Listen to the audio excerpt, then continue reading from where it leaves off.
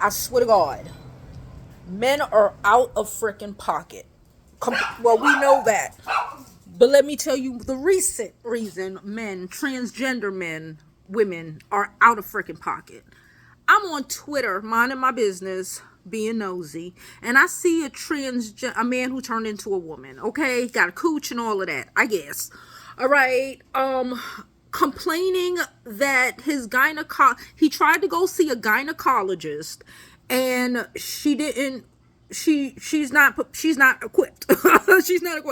Okay, and really upset, in a turmoil, and want to cause issues because gynos have learned historically to work on natural born vaginas and not man-made crafted ones. Okay, I do know that there are, I don't know the male doctors, optometrist,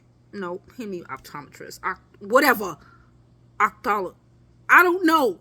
Okay, but y'all have a doctor. Okay, it does. You can transform as much as you want. All right. It is not their job to go back to school to learn about you. There have to be specialists for that.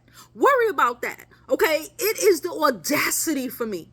It is the audacity for me. First, the straight men are trying to force us to have babies.